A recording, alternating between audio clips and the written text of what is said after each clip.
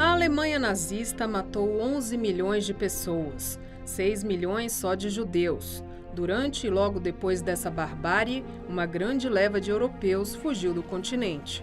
Pessoas que salvaram as vítimas e foram descobertas, que participaram da resistência contra Hitler, que passaram anos em esconderijos, perderam familiares, bens, identidade, saúde, enfrentando fome, sede e condições subhumanas. E são também, sobretudo, aqueles que inacreditavelmente saíram vivos dos campos de trabalho escravo e de extermínio. Uma parte dos sobreviventes do Holocausto veio reconstruir a vida aqui no Brasil. E são as histórias de vários deles que você vai conhecer agora no Caminhos da Reportagem.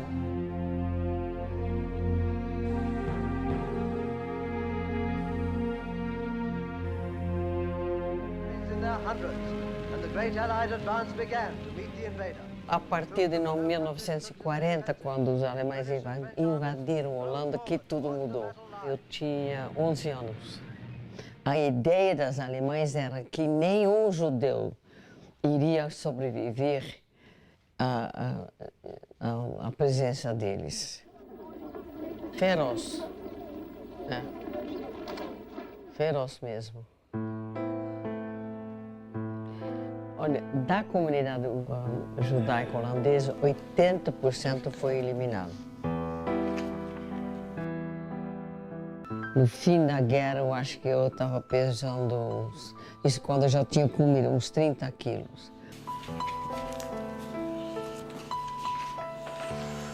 Essa era a estrela que éramos obrigados de usar, assim num casaco. Isso foi em Amsterdã, antes da guerra. No fim dos anos 30 deve ter sido. A minha família foi só eu que sobreviveu, com mais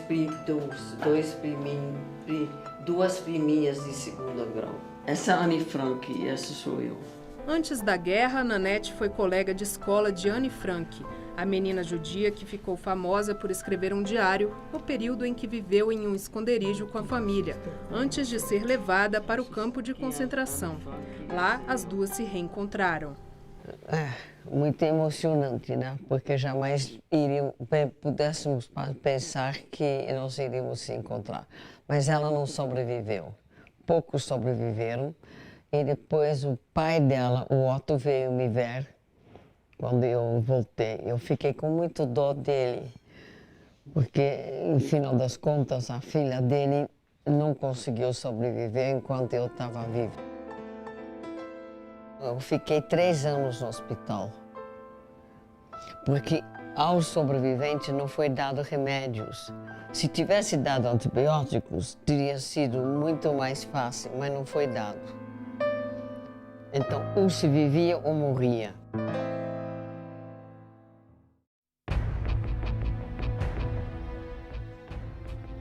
Durante a Segunda Guerra Mundial, seja na Alemanha, seja nos países conquistados pela Alemanha nazista, no auge, os campos de concentração chegou a ter mais de 18 milhões de pessoas confinadas. Não só judeus, ciganos, negros, maçons, políticos das mais diversas correntes, desde comunistas até sociais-democratas, liberais. Eu comecei a andar com a Estrela de David na Polônia. Estrela de David, que sou judeu. Paguei muito caro para ajudar. Como é que o senhor fez para sobreviver dentro dos Trabalhar, se não entreguei, trabalhei. Seu Naftuli passou por 10 campos de concentração entre 1940 e 1945. Um dia roubei comida de cachorro e comeu. Eu ainda tinha sorte que eles não me pegaram. Nem sempre ele escapou dos castigos por ter ido em busca de mais comida, já que nos campos de concentração só era servido um pedaço de pão de manhã e um pouco de sopa à noite, após uma longa jornada de trabalho escravo. Um dia que estava lá trabalhando, Só bem pegar umas batatas, um judeu, mesmo que eu, me denunciou. Já me deu 7 na bumbum e levou com assim, na cabeça, vou mostrar. Quer que eu pegue? Assim, e andei 7 ou 10 quilômetros para campo. E me deram 25 na bumbum. Sobreviveu, mas perdeu a família inteira. O irmão foi assassinado nas câmaras de gás, como muitos outros. Existe um grupo especialista em extermínio, seja por fuzilamento, seja por incineração de grupos judeus. Só que tinha um problema, vamos dizer assim, isso gerava problemas assim, mentais nos soldados. É uma questão grave de consciência, uma questão gravíssima, né? Alguns fugiam, outros acabam cometendo suicídio, né? E outros ficavam totalmente loucos, perturbados e começavam a matar os seus próprios companheiros, né? Então, uma forma de vamos dizer assim, praticar o assassinato de um maior número de judeus e não judeus, de uma maneira industrializada, de uma maneira mais eficaz, seria através das câmaras de gás. Até que veio a libertação. Libertado em 45, 23 de abril de 1945, fui libertado.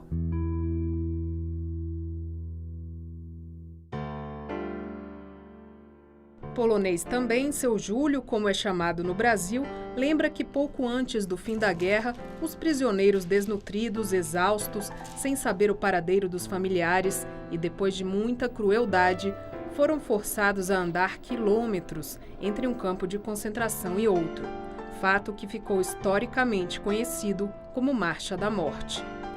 O meu irmão tinha os pés muito machucados. Ele desistiu, simplesmente falou, não quero mais andar, eu quero ficar aqui, quero morrer aqui, chega de tudo isso. Aí eu com mais 2 amigos, pegamos eles nos ombros, acabamos carregando, chegamos com ele até Ebensee, o famoso campo, o pior campo de toda a Europa, onde 25% dos que habitavam lá morria por semana. A morte estava sempre a um passo de distância. Lá no campo tinha um famoso carrasco alemão de nome Amon Goethe. Ele simplesmente andava no meio do campo e se alguém ele não gostava de alguma forma, simplesmente matava. Pegava revólver e matava. E eu estava numa vez num grupo que ele pegou 2 ou 3 e simplesmente matou. Podia ter sido eu também, porque praticamente sem motivo nenhum.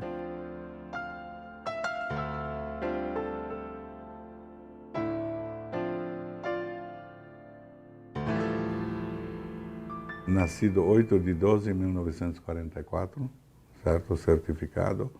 Aqui eu saí do hospital definitivo em 5 de outubro de 1945.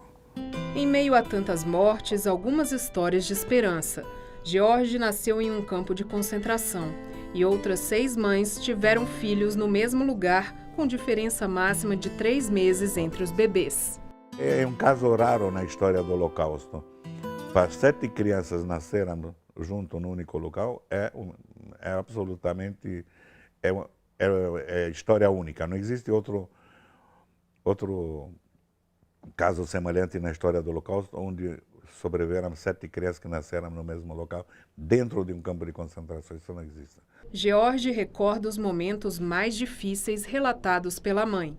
Ela teve 3 momentos muito, muito grandes. Quando foi descoberto pelas nazistas, porque ela sabia que estava grávida.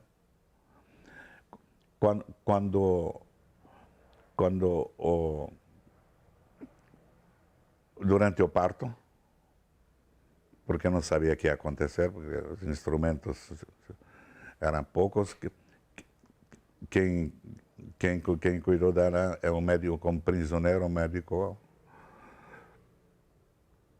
médico húngaro chamado Dr. Kovacs. Judeu. Que cuidou de todas as mães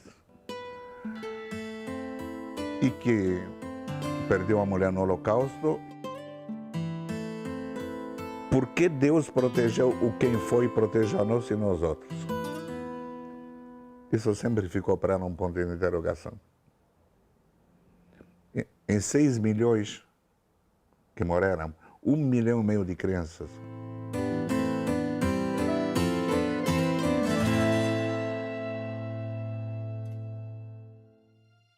Já a mãe do judeu holandês Bernard vivenciou outro duro desafio: entregar os filhos para famílias não judias e assim protegê-los. Bernard e a irmã passaram a guerra escondidos e adotaram outra identidade. Meu pai foi arrancado de casa, foi levado mandado para um campo de detenção na Holanda, que já existiu desde a Primeira Guerra Mundial por outros motivos. E 15 dias depois minha mãe recebeu uma carta da Cruz Vermelha que ele tinha morto. Em base a isso, minha mãe se entregou a si e minha irmã e eu a uma organização da Igreja Protestante de tendência calvinista que assumia proteger os judeus. Bernard e a irmã passaram por filhos adotivos de 6 famílias não judias até chegarem na 7ª família, com quem ficaram mais tempo. Nós fomos ensinados, indoctrinados, dias seguidos. Meu nome não era mais meu nome, meu sobrenome não era mais meu sobrenome. Meus pais tinham morrido no bombardeio de Rotterdam. Como é que foi o reencontro com sua mãe? Porque sua mãe sobreviveu, né? Minha mãe um dia não aguentou mais não ver os seus filhos, soube averiguar através da organização que nos cuidava de onde estávamos, pegou com uma amiga e pedalou 150 quilômetros de bicicleta para vir a ver-nos. E aí, de repente, em inglês se chama out of the blue, aí aparece uma mulher que disse que é minha mãe. Isso sempre tenho considerado o dia mais traumático da minha vida. O relacionamento com minha mãe, eu considero, nunca voltou a ser como eu considero que devia ter sido. Ela sentia culpa.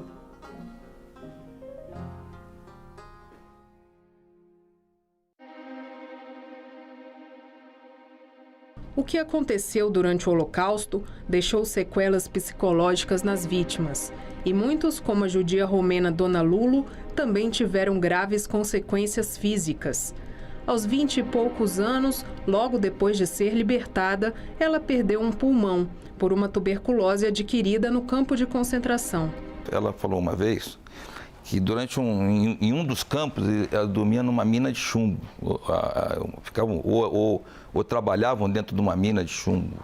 Provavelmente o trabalho era dentro de uma mina, porque para ser camuflado, né, para não sair direito. Então devia ser um ar muito ruim também e com alimentação do jeito que era, uma alimentação fraca, né? Aí ela ficou dodói, não é? Totalmente lúcida aos 92 anos e com excelente memória, Dona Lulo tem dificuldade de se expressar por causa da baixa oxigenação.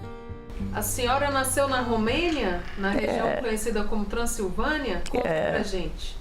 Eu nasci falando 2 línguas, húngaro e romeno.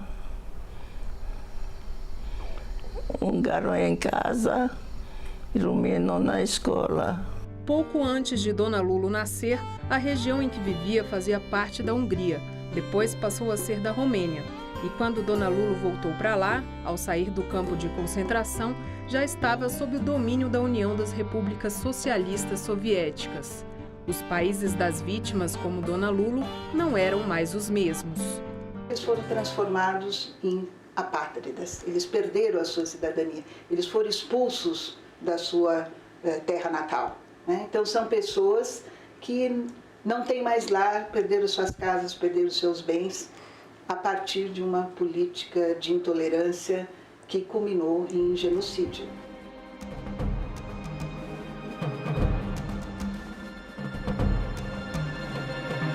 Com o fim da guerra, vários sobreviventes do Holocausto recomeçaram a vida fora de seus países de origem.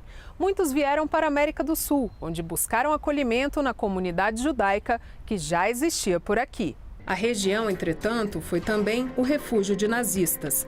É o que você vai ver no próximo bloco.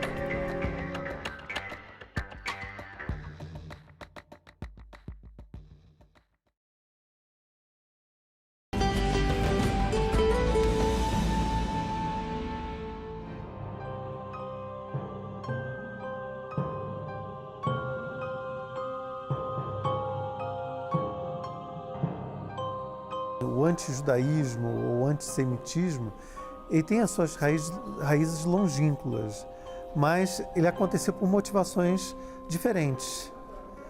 Na antiguidade, nós podemos dizer que essas perseguições, o ódio contra os judeus se devia ao fato de eles serem monoteístas, cercados por povos que acreditavam em várias divindades. Na era moderna, houve outras motivações não só religiosas, que sempre acabou tendo durante a história dos judeus, mas perseguições de caráter ultranacionalista, de caráter social, de caráter até mesmo racial ou biológico, né? Até desembocar na Alemanha do início do século XX. Quando Hitler se torna chanceler da Alemanha em 1933, a situação piora. Ele logo tira os empregos públicos dos judeus e dos opositores políticos. 1933 considerado como um período de ruptura, de mudança, a partir da implementação das leis raciais, as chamadas leis de Nuremberg, que é um ponto importantíssimo que vai impulsionar a imigração forçada, principalmente dos judeus. Aqueles que não conseguem um visto para imigrar aos Estados Unidos vão optar pela Argentina, Brasil, Austrália, quer dizer, as oportunidades que são oferecidas naquele momento. Muitos migraram para São Paulo, Rio de Janeiro e Curitiba. Outra cidade brasileira para onde vieram várias famílias de judeus foi Porto Alegre. Ainda nas primeiras décadas do século passado, eles se instalaram principalmente no Bonfim, que ficou conhecido como o bairro da comunidade judaica na capital gaúcha. Mais tarde, quando chegaram os que sobreviveram à Segunda Guerra Mundial, encontraram aqui uma rede de acolhimento já formada. No Instituto Cultural Judaico Marc Chagall, que fica no prédio da Federação Israelita do Rio Grande do Sul, a linha do tempo mostra que muitos judeus já haviam imigrado bem antes da Segunda Guerra, que começou em 1939, como o pai da diretora do Instituto. Meu pai veio de Michališka, como ele dizia, Lituânia, no final da década de 1920. O meu avô era polonês e como a perseguição, o antissemitismo na Polônia estava muito forte, o meu avô e os seus familiares, que era uma família de 9 irmãos, mais a mãe, a ideia era sair da Polônia o quanto antes. O primeiro irmão, Paulo Schwetz, chegou ao Brasil em 1932, se não me engano. Ele era alfaiate e não sabia uma palavra de português. Aí ele começou a trabalhar como alfaiate e mandou dinheiro para vir mais um irmão. Porque, ao contrário do que se diz que todo judeu é milionário e tudo mais, isso é uma mentira. Os judeus da Europa Oriental não tinham grana. Os dois, trabalhando como alfaiate, juntaram dinheiro, mandaram, aí vem meu avô, Benjamin Zver.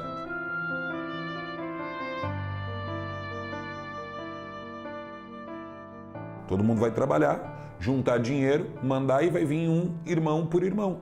Só que aí estourou a guerra em 1939. O restante da família do meu avô foi exterminado. Os refugiados são aqueles que fugiram dos países ocupados ou da Alemanha a partir de 1933 considerando que as suas vidas estavam em perigo, que as suas profissões estavam comprometidas e a sua própria sobrevivência, assim como de seus familiares. Então eu considero esses como refugiados e alguns optaram por vir para o Brasil e retornar anos depois. Então esses são os exilados. Os sobreviventes do Holocausto são aqueles que estiveram presos em guetos, ou então em campos de trabalho, campos de concentração e, mais especificamente, os campos de extermínio.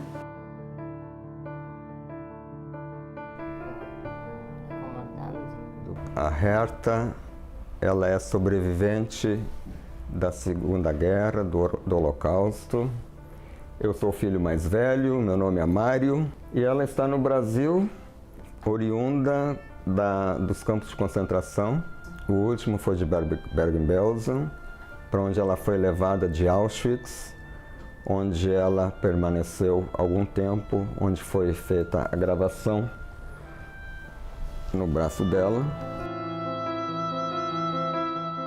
Herta nasceu em 1918 em uma região que pertencia ao Império Austro-Húngaro, mas que se tornou parte da Polônia.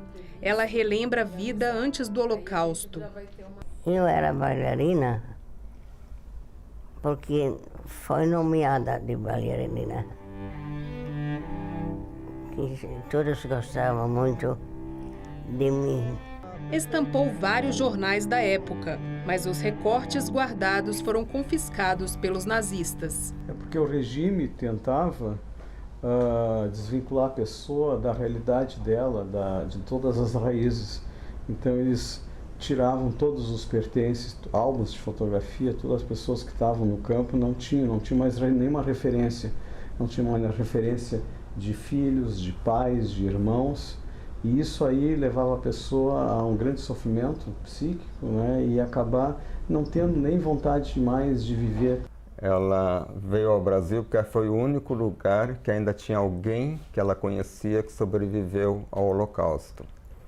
Ela perdeu a família, eram 5 irmãos e os 2 pais, todos eles foram eliminados durante o Holocausto. Ela foi a única sobrevivente.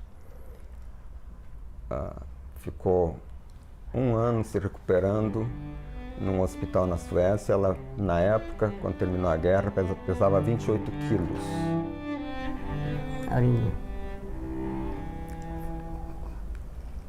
É muito triste. Não desejo para ninguém. Né? É.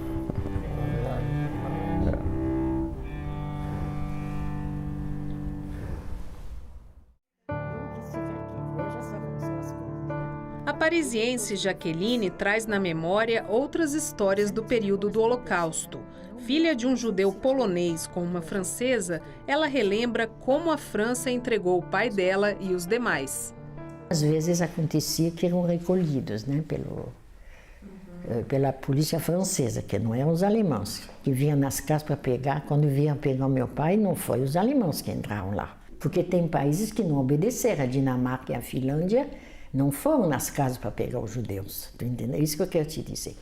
Isso aí, eu acho que tu deve saber pela história, eles disseram muito bem, vocês querem, vocês vão, nós não vamos. E a França não fez. Infelizmente, a França foi muito colaboracionista, como se diz, né? Foi, infelizmente. É que na França havia um governo de colaboração ao nazismo, que é o governo do Marechal Pétain, né? A França de Vichy. Mas aí era declaradamente colaboracionista e quando foi necessário arrebanharam todos os judeus e mandaram. É importante aqui lembrar que não apenas a Alemanha endossou políticas institucionalizadas raciais, mas também a Itália. Quer dizer, nesse fluxo dos fugitivos da Europa, a partir da política adotada por Mussolini, você vai ter também, a partir de 1939, um conjunto de leis raciais inspiradas nas leis de Nuremberg que são implementadas na Itália. Mas movimentos de resistência contra o nazifascismo se organizaram em todos esses países. O pai de Jaqueline, por exemplo, conseguiu fugir e até ser assassinado pelos nazistas em 1944, foi um partizan, como eram chamados os participantes. Seu pai foi para o interior porque ele foi fazer parte de um grupo de resistência. Exatamente, de resistência. Ele foi um partizan, é assim que você exatamente, fala? É, partizan, resistant, como se diz. Os partisãs, normalmente, eles tinham uma vinculação com o socialismo soviético, na época comandado pelo Stalin, né? Então eles não eram necessariamente judeus, mas haviam também judeus partisãs. Outra filha de partisãs, já nascida por aqui, é a gaúcha Ieda. A minha mãe, então, com seus pais, foi deslocada para um campo de trânsito. Já faziam trabalhos forçados nesse campo. Ela tinha um namorado nesse campo que disse a ela: tu não vai sobreviver aqui e eu vou te ajudar a escapar. E ela então encontra um grupo de resistência. São grupos que são mistos de russos e judeus fazendo resistência ao exército alemão em território ocupado. Então esses são os partisãs. Ieda conta que a mãe e o namorado sobreviveram, mas ela se casou com outra pessoa. Sobreviventes eram almas solitárias, eles se reencontraram nesse pós-guerra na cidadezinha da minha mãe. E eles foram reabsorvidos pelo regime soviético e começaram a ter algum trabalho. Eles trabalhavam em uma escola, mas eles estavam extremamente carentes dos seus laços de família. E foram, então, tratar de recuperar esses laços de família. A minha mãe tinha conhecimento sobre tios, que eram tios irmãos do meu avô, que tinham emigrado ao Brasil antes da guerra. A verdade é que o país deles não existia mais. Houve para começar, uma reconfiguração do mapa europeu. Porque o mapa europeu ele se transformou muitas vezes. Então, com o passar dos anos, alguns países perderam territórios, outros países deixaram de existir, outros países acrescentaram territórios, mas a verdade é que a configuração europeia mudou completamente depois da Segunda Guerra Mundial. A Europa lembrava câmara de gás. Tu quer se livrar desse horror. Tu quer deixar o passado no passado e construir uma vida nova, se isso for possível. Não é apenas a mudança de uma fronteira, não, você tem também a mudança de um sentimento de pátria, né? Então é esse desligamento, é a alteração de fronteira, a alteração de nacionalidades ou a perda de uma nacionalidade. A América Latina também foi o destino de criminosos nazistas fugitivos, em especial Chile, Brasil e Argentina. Bueno, no es que con la posterioridad de la guerra se declaraban en forma abierta, sino que han tenido que vivir siempre bajo la superficie de la luz. Sabían que estaban siendo buscados y perseguidos. Es decir, durante las épocas de los gobiernos militares en toda América Latina, los propios gobiernos militares sentían mucho más afecto por el nazismo que cualquier otro, porque entendían que los iban a ayudar a luchar contra el anticomunismo. No entanto, famoso ex-partizan, o judeu Aba Kovner, da Lituânia, tinha planos para que os nazistas não circulassem impunes pelo mundo. Quem é que foi punido no nazismo? Poucas pessoas no julgamento de Nuremberg, né? E normalmente quem foram as pessoas punidas? Altos comandantes militares, os que foram encontrados, né? Porque alguns conseguiram fugir, outros se mataram antes da guerra acabar. O colaborador que era mais anônimo, esse escapou ileso na maioria das vezes, e era essa a revolta do Kovner. Aba Kovner consegue uma farda de soldado inglês para fazer justiça com as próprias mãos. Haviam algumas prisões comandadas pelo exército americano, onde tinham soldados alemães. A ideia é se infiltrar e colocar veneno no pão que seria servido para os ex-combatentes alemães que eram prisioneiros de guerra. E isso eles conseguiram fazer, em abril de 46. Não se sabe exatamente quantos morreram, mas na época se falava que algo em torno de 2.000 prisioneiros foram levados para o hospital cometido de algo que suspeitava-se ser um envenenamento ou pelo menos algum tipo de intoxicação alimentar. Depois disso, Kovner vai participar da fundação de Israel. Em 1947, a primeira Assembleia Geral da ONU aprova a partilha da Palestina e em 48 é criado o Estado de maioria judaica.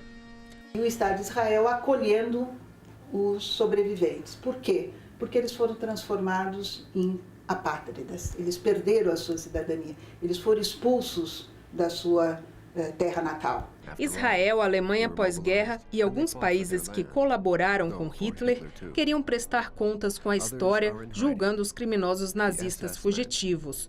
Para isso, contaram com a ajuda de um novo grupo, os chamados caça-nazistas. Muitos dos caças nazistas, eles foram pessoas que sobreviveram à Segunda Guerra Mundial. Tá? O maior deles sobreviveu a 13 campos de concentração. Alguns ele fugia, ele teve um pouco de sorte, um pouco de habilidade, e depois da guerra ele passou boa parte da vida reunindo documentação para comprovar o envolvimento de todas aquelas pessoas que tomaram parte no genocídio.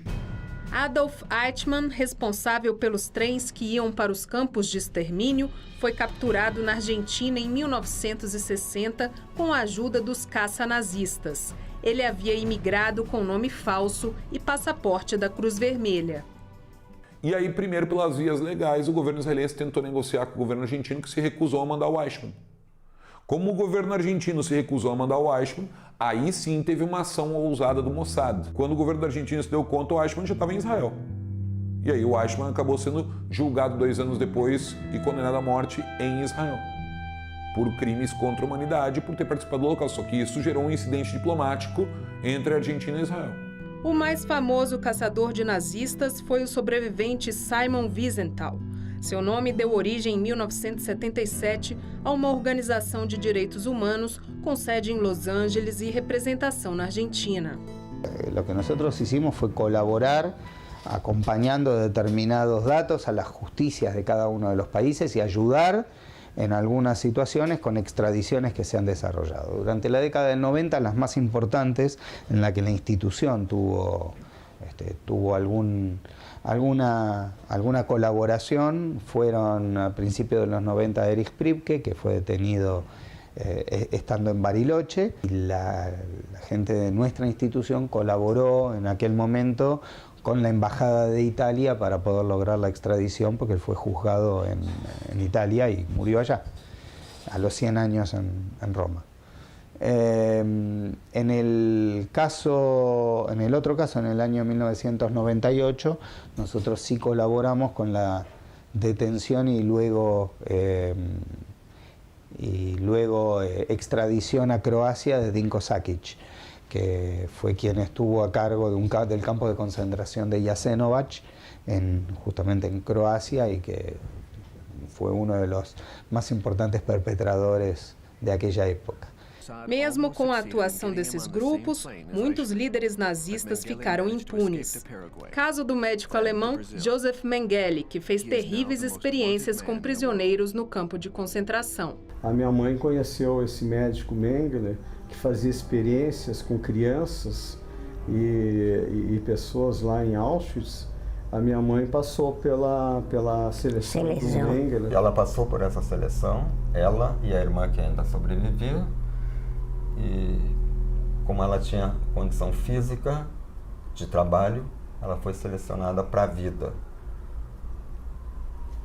Então, essa foi uma seleção onde o Mengele estava presente, ela lembra bem dele. Mengele também foi com nome falso para a Argentina e depois da captura de Eichmann, fugiu para o Paraguai e para o Brasil. Aqui, morreu em 1979, aos 67 anos, no litoral paulista. A ossada foi reconhecida por perícia da Universidade de São Paulo. Outra coisa importante é aquele foramen que eu lhe falei, que aqui não tem osso suficiente para ter implantação junta aqui de 2 incisivos pertinho um do outro. E por isso eles se implantam mais lateralmente, o que causa o diastema, aquele afastamento. O que levou à identificação foi um conjunto de características coincidentes e, por outro lado, a ausência de discordância em toda a pesquisa que nós fizemos, procurando pontos discordantes. E depois do intervalo, o acerto de contas com o passado, depois de 7 décadas do fim da Segunda Guerra Mundial e da criação do Estado de Israel. Voltamos já.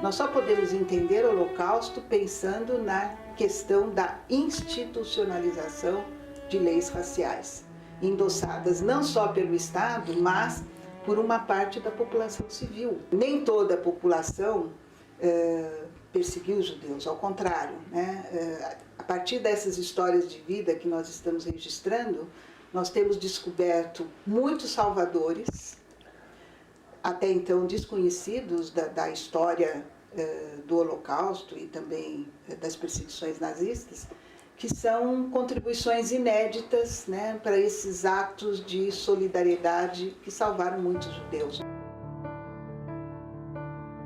Meu pai foi um exemplo de solidariedade. Em 1943, que começou uma perseguição muito forte de judeus na nossa região lá. E ele sabia que tinha 2 famílias na nossa cidade lá. E ele foi de moto, foi lá ver como é que ele estava. E ele chegou na hora certa. Na noite que ele foi lá, eles estavam saindo da casa dele, já estavam se preparando, só que eles não sabiam para onde ir. E ele prontamente então já ofereceu para ele, não, vamos lá para minha casa. Johannes conta que o pai até ajudou a afundar um navio nazista e foi descoberto. Por isso, apesar de não serem judeus, a família teve que viver escondida até o fim da guerra. E a gente se encontrou de novo com os judeus, passaram a ser nossas famílias, nossos tios e tias, começaram a viver muito com a gente. Eles ajudaram meu pai também a reconstruir a casa. E assim, retomamos a vida aos poucos. Mas meu pai resolveu emigrar. Apesar de estar tudo bem, ele estava muito bem no emprego do governo e tudo, mas ele não queria mais. Porque, o motivo principal foi a Guerra Fria, né? Todo mundo falava ainda que ia ter guerra de novo e tal, então ele queria ir embora. Ele disse que não queria passar outra guerra. Holandês católico, o pai de Johannes teve sua coragem reconhecida por governos de vários países. Lembranças que ele guarda com orgulho.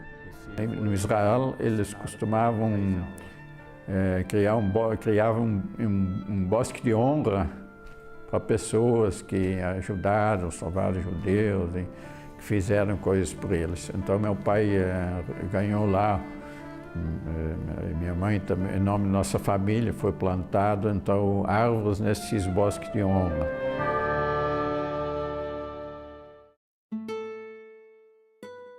Outra salvadora foi a brasileira de ascendência alemã Aracy Moebius de Carvalho, segunda esposa do escritor e diplomata brasileiro João Guimarães Rosa. Mais ou menos em 35, 36, o meu avô tinha 5 anos, a minha bisavó se divorciou do primeiro marido dela. E na época era muito mal visto uma mulher ser divorciada, né? Então ela pegou o meu avô e foi para a Alemanha, para Hamburgo, encontrar uma tia e morar lá com ela. E a mãe dela sempre foi muito rígida, muito dura, muito alemã. Então ela aprendeu português, inglês, alemão e francês, assim, de uma forma perfeita. E acho que foi o que facilitou para ela conseguir esse trabalho chegando na Alemanha, no consulado brasileiro em Hamburgo. A partir de 1937, o Brasil adota circulares secretas impedindo a entrada de judeus. Nós conseguimos identificar, até o presente momento, mais de 16 mil vistos que foram indeferidos pelo governo brasileiro no período Vargas. Ela ignorou, passou por cima do governo dela, passou por cima do governo do Hitler e continuou dando vistos a judeus, ajudando eles a sair da Alemanha nazista e vir para o Brasil como turista. Os judeus tinham que obrigatoriamente ter um carimbo de um J, né? E ela não dava essa carimbada, que seria ela dando os vistos que daria esse carimbo. Um longa-metragem começou a ser feito em homenagem a Aracy, conhecida como Anjo de Hamburgo, logo depois que ela faleceu em 2011, aos 102 anos. O filme Esse Viver Ninguém Me Tira teve pesquisa e assistência de direção de Sofia. Foi quando ela conheceu ainda mais a história da bisavó. Quem fez a história dela vir à tona foi uma senhora judia chamada Bella Herson, que não foi salva por ela, mas começou a ouvir relatos na comunidade judaica sobre a minha bisavó e falou, a gente precisa homenagear essa senhora. E ela que começou a recolher informações e dados e fez uma pesquisa e foi atrás de familiares para poder fazer a homenagem que ela teve como justa entre as nações e o nome no Yad Vashem. O que é o título de justo entre as nações? É um título concedido pelo Yad Vashem. Yad Vashem é o Museu do Holocausto, né, que zela pela memória daqueles que pereceram no Holocausto, que os justos entre as nações são pessoas que têm basicamente 3 requisitos. Primeiro, não pode ser judeu. Tem que ter comprovadamente salvado uma ou mais pessoas na Segunda Guerra Mundial. E o mais importante, não podem ter recebido nada por fazer isso. Eu não sabia nada de Aracy. Diziam coisas a seu respeito. Se ela fugia do foco, eu talvez pudesse encontrá-la no olhar de quem quis iluminá-la.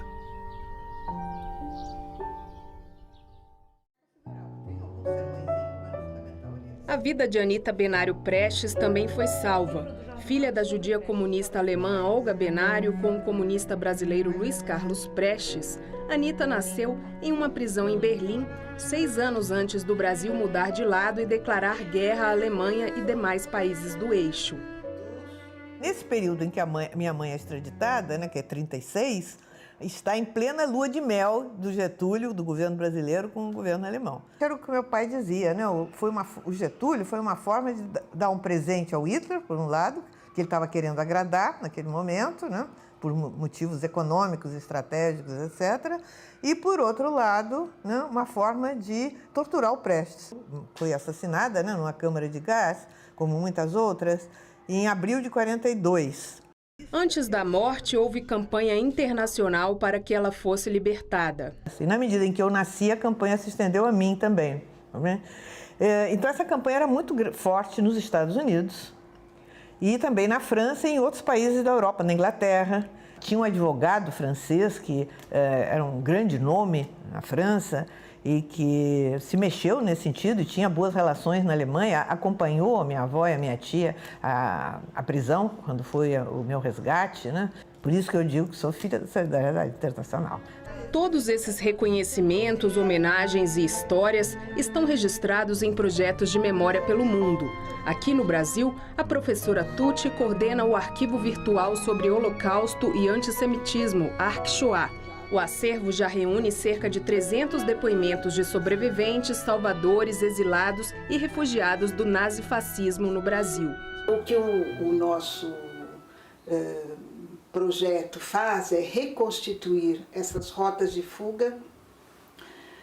Vamos atrás dos vistos isso é muito interessante, porque muitos imigraram com vistos falsos, ou com documentos falsos, vamos dizer assim, como católicos, como protestantes.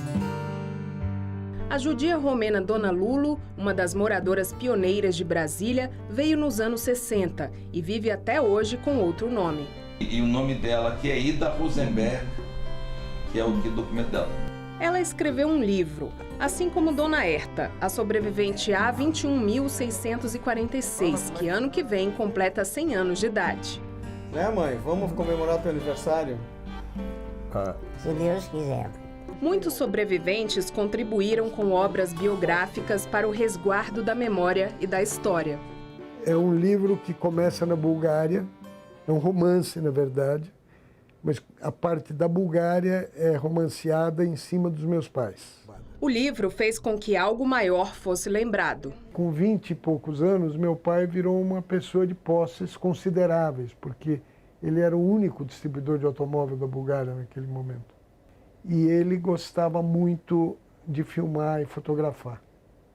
E um jovem com uma filmadora, coisa raríssima naquele tempo, estamos falando no fim dos anos 30, né? Começo dos anos 40. Ele, quando foi levado ao campo de trabalho forçado em 1941, como todos os judeus adultos, homens adultos, ele fez o filme do campo, da atividade no campo. Ele editou isso num rolo de filme de mais ou menos 20 minutos. Mostra o pessoal trabalhando, quebrando pedra, recebendo coisas para fazer comida, fazendo comida, afiando ferramenta, pondo dinamite para estourar pedra. Como ele fez o filme, quer dizer, quem autorizou, por que ele fez, isso a gente não sabe. Mais de 70 anos depois, quando o pai de Salvador faleceu e o livro sobre sua vida havia acabado de sair, familiares lembraram da existência do vídeo e decidiram ligar para o Museu do Holocausto de Washington. É um material único. Segundo eles, praticamente não existe filmes da época feito por judeus e certamente não existe filme feito por judeus em campo, seja de trabalho, seja de concentração, menos ainda. E nesse sentido, esse filme é único. No Brasil, também existem importantes salas guardiãs da história, como o Instituto Marc Chagall, em Porto Alegre. Ele tornou-se um espaço de memória. Ele tornou-se um arquivo histórico no qual nós trabalhamos buscando a preservação deste passado dos judeus que se estabeleceram no Rio Grande do Sul. 70 anos do conflito, não? Quer dizer, a geração dos sobreviventes, nós estamos vendo que é pequena atualmente. Então, é o temor da perda da memória, né? Quem tem a oportunidade de conversar com o sobrevivente acaba sendo uma testemunha também, porque eu sou testemunha de ter conhecido um sobrevivente. Então, quem estiver me ouvindo e tiver oportunidade de... É bom se apressar, porque os sobreviventes estão ficando velhinhos e não duram para sempre. O pai de José, judeu alemão falecido em 2015, fazia questão de falar sobre o que aconteceu e deixar tudo registrado. Sua memória também está preservada aqui no Museu do Holocausto de Curitiba.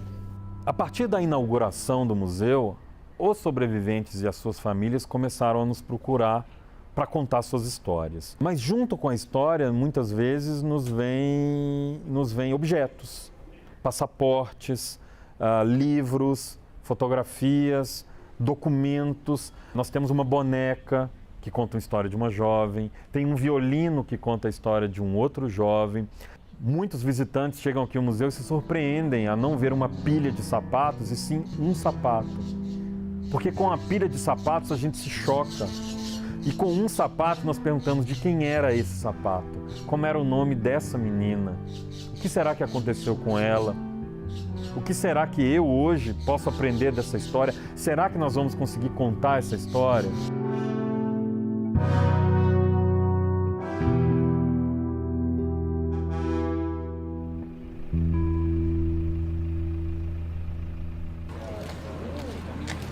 A visita a campos de concentração também traz esses ensinamentos. Daniel, que é neto de judeus poloneses, participou do programa Marcha da Vida, financiado por um fundo comunitário. O ponto aqui não é o que os nazistas foram capazes de fazer com os judeus, é o que o ser humano é capaz de fazer consigo mesmo. A capacidade que o homem tem de infligir dor nele mesmo, no seu semelhante. Eu acho que a mensagem, não digo a mais importante, mas a mais marcante dessa viagem foi essa. A gente entra como um judeu ali, sofre com os nossos antepassados, mas percebe que a gente está ali na condição de ser humano. O que culmina na viagem? Uma reflexão bastante problematizadora.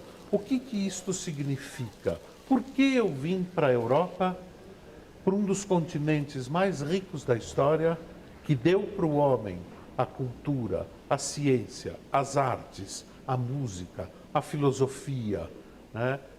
E deu também campos de concentração e campos de extermínio na metade do século XX. Quer dizer, quando o conhecimento humano já estava absolutamente no seu auge, né? Já se conhecia muito. E, de repente, no meio da Europa,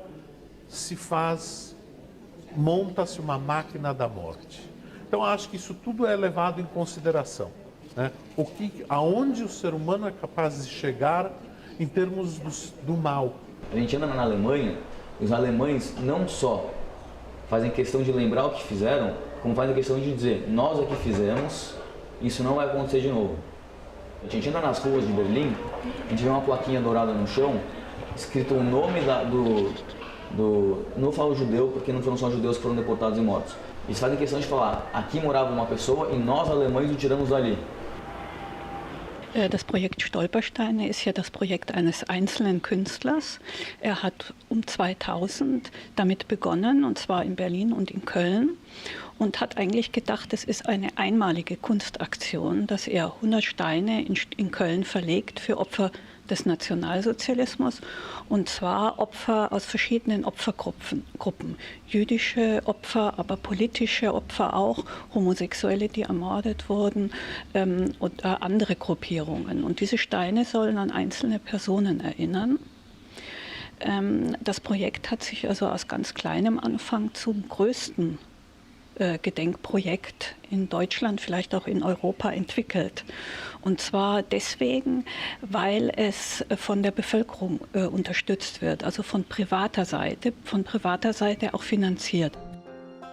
Famílias de vítimas que hoje vivem no Brasil também estão registradas nessas pedras espalhadas por 20 países europeus.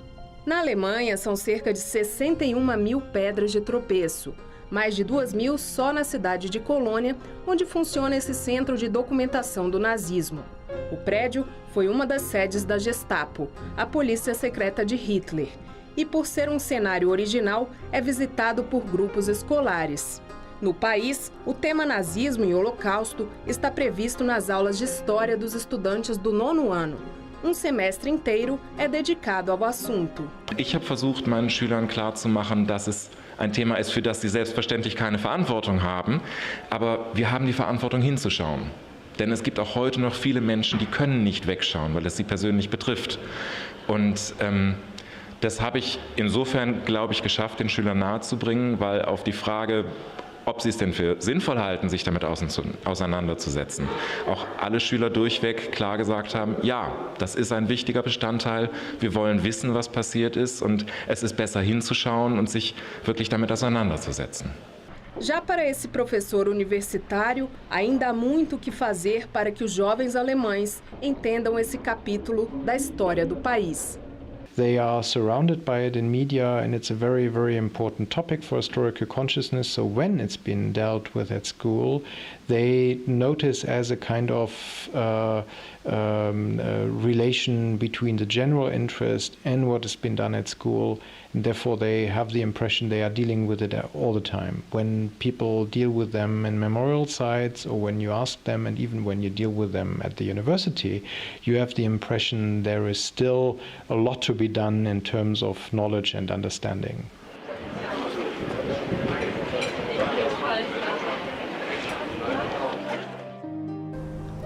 Por isso que ela é uma vencedora. Ela é uma vencedora. E ela é uma pessoa que se sente feliz. Ela não é uma pessoa amargurada. Né, mãe? Tu tá feliz ou infeliz? Estou feliz. Reconstruiu a família. Isso é a vitória. É necessário que as pessoas se conscientizem, que as novas gerações tomem conhecimento do que já aconteceu para evitar de todas as formas que isso se repita, né? Para esses sobreviventes que fizeram disso uma missão, eles acreditavam nisso, acreditavam que esquecer os seus parentes, esquecer as vítimas do Holocausto seria matá-los novamente.